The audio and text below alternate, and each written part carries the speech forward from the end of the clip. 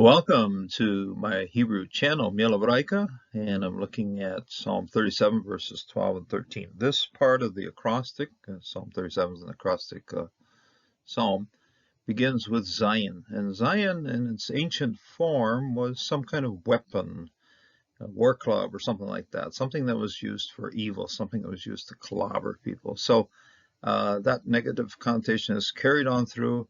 We also see some of it in our study of today, and it's used as a verb here in our study. And we'll see what happens to Zayin. It starts, verse 12 begins right in here. Now, verse 11 ended with simply a siluk, no sof pasuk, but siluk was good enough to close off verse 11. Verse 12 starts with Zomem. Zomem is to scheme, to plot, to look at very intently. We see this particular verb shared also with the acrostic we find in what is Proverbs 31. There, it's the shamama. That's the virtuous woman looks very attentively at a field to buy it. In other words, studies it very closely, looks at it, considers it, investigates it, and so forth. And so in Proverbs 31, it's used in a positive sense.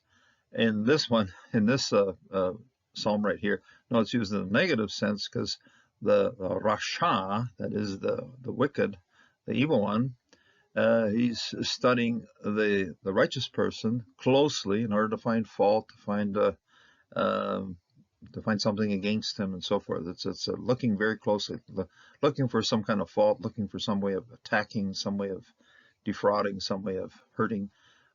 So that's what this looking at very intensively. Shemem. This is an interior mem here, and then this is the final mem. By the way, our scribe, this one he closed off just very nicely. Shalom right here. Nicely closed, but left it kind of half open here, left it half open here, and yeah, our scribe does have a little habit here of leaving his mems open. Should be nicely closed like this one. If I was greeting the student here, hey, you passed over here, but you're a little bit short here. So Shomem, he studies, he schemes, he looks at very intensively. The Rasha. We've seen Rasha also in our previous one, and incidentally, as it advances, this one's a singular form of this particular noun, the Rasha, the evil one, or the wicked one. And if we look forward here, Rashaim, we're seeing a plural form of it. So we're going to be jumping back and forth between singular and plural. But fortunately, throughout the study that we're doing now, it is all in the singular on the part of the evil one, on the part of the righteous one, and even on the part of Adonai. So all the verbs, so just say right up front, all the verbs here today are going to be singular. So Shomem, he studies, he schemes, he looks at very attentively. The evil one looks at La Sadiq, to the righteous one. Now, if you look closely, the corrector fixed up our letters, and rather than doing a really good job on the dalet, made it look like a resh. So again, a little bit of cutting the grade on this repair job here. It should have been like this. Okay, here we go. Adonai. Okay, that dalet's very nicely formed, but here it's smoothed off a little bit too much. It looks a little bit like a resh, but we know it's a dalet. A dalet makes a lot of sense here. So La Sadiq, to the righteous one, to the righteous one. It's a battle, or it's an encounter, I would say, more an encounter between an evil person trying to trick or trying to harm a righteous person. So it's a sort of one-to-one battle here, going one-to-one face-off, let's put it this way. I don't want to call it a battle, but a face-off. And the Lord sort of he's the one that judges the whole thing, so he comes into it as well here, Adonai. So Shomem Rasha, Le Sadiq, to the righteous one, And that closes off this section right here, and we go into the second half of the next verse, of this verse. Ve horech. Okay, this is grinding of the teeth. Rech. When I see, this is incidentally, this is a resh, so be a resh as well. And when I see something that sort of fits the sound of it, then some onomatopoeia happening here, grinding your teeth with a rech, rek, vehorek, alav, okay, against him. So the subject of this grinding is the rasha, and against him, the object of receiving the action of grinding is the Sadiq. So we're seeing we're going to see a lot of personal pronouns here, third personal pronouns all the way through here, and we have to connect them back. Sometimes in the translations, they'll insert certain definitions as to who's who. So, but just context will really allows us to keep it all straight. And he grinds alav against him. Shenav, his teeth. Sometimes a certain word or certain letter will be based on the paleographic sense of it. Incidentally, I mentioned a little bit of that with the Zayin. But this sin or sheen, that's the teeth. That's actually the shape where the teeth, as you can just visualize, the two front teeth of whoever's showing his teeth right here. He grinds his teeth. Teeth, I will say, in the Old Testament, invariably come through in a very negative sense. You're grinding your teeth, you're breaking the person's teeth, you're doing something evil with the teeth. So whenever you see teeth, you kind of have to, oh boy, something not very pleasant is happening here. So, Ve'elav Shanav, his teeth. It's a construct plural because of the yod right here. But it's simply just two syllables here. Shanav, his teeth. Adonai, Yisak, the Lord laughs. This is Adonai. This is what is often used as a kare for Yehovah, but here it is, just simply the Lord, Adonai. Very, very normally vowel pointed and everything. Everything's just learn this well. It's a great word right here. Lord, the Lord. Yisak lo, laughs at him, at the wicked. Now, in our translation, they put in the wicked, but it just simply laughs at him. That's, of course, in reference to Rasa. Now, it's indicative here. He laughs at him. This kind of a laugh is more of a grimace, or more of a critical type laugh. He laughs at him in derision. It's a derisive laugh. Now, I've learned something in my study. When I saw this, I thought, oh yeah, Isaac. I recognize that one really good, because Isaac, is derived also from a verb that means to laugh.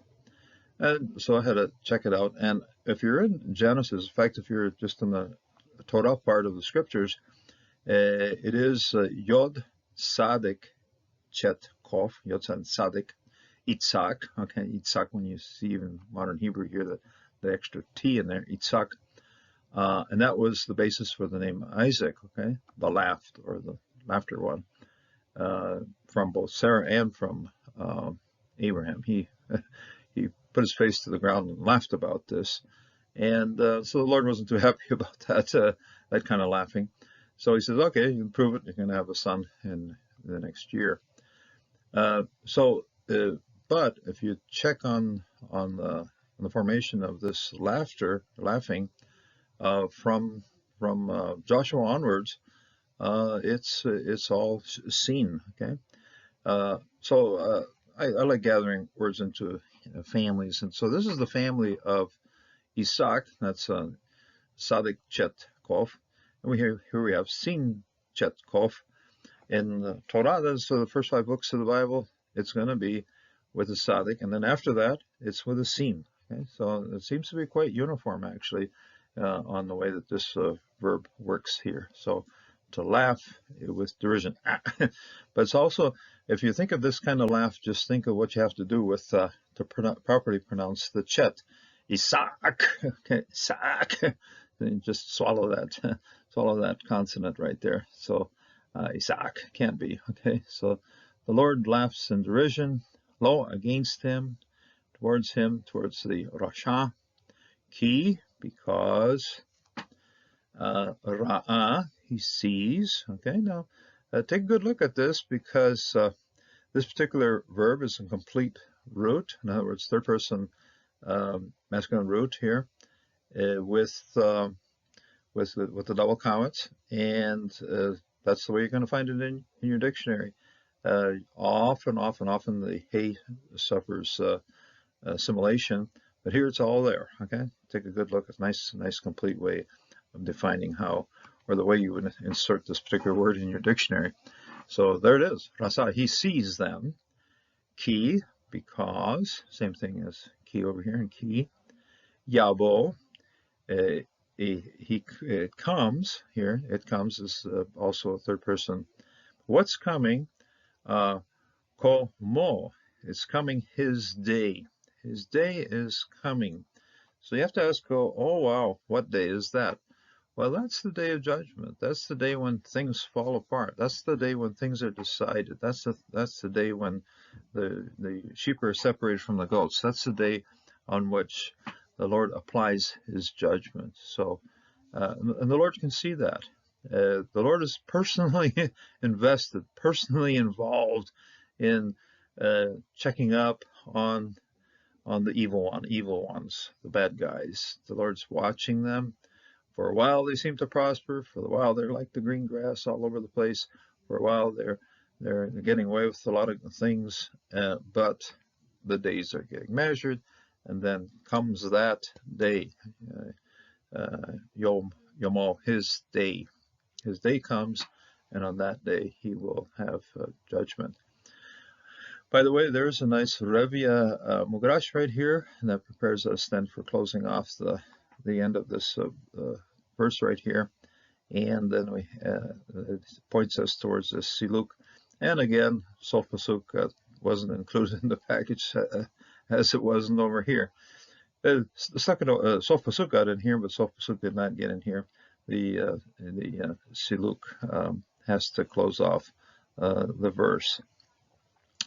There's evil in the world. Every time you turn on a news channel, you'll see more evil taking place, wars, rumors of wars, and lots of bad things, crimes, and so forth. And we have to carry this in our hearts here, that the Lord most certainly looks at it. He's very attentive to what's happening with the evil in the world. And even though for a while the evil seems to carry forward and keeps to keep on going, at some point, whoever's doing that evil will face judgment. There comes his day. There's a day when you see somebody who's doing something very evil in this world, criminal or whatever it is, that person at some point in time, sooner or later, has to face up to it. We'll be facing it. We'll face the judgment of his evil. So those who follow in that evil, those who repent of the evil, have the opportunity of being saved through the blood of Jesus. But those who don't, there is a day that is already set, a day that's already placed for the judgment to take place on that person. So this, for those who are suffering the effects of evil, it is some consolation knowing that whoever is causing you trouble, bringing evil upon you, that person will have to answer for his actions. So may God bless and may God strengthen you in this day, and may God encourage you knowing that he stands in judgment over everything that happens in this world. Until the next time.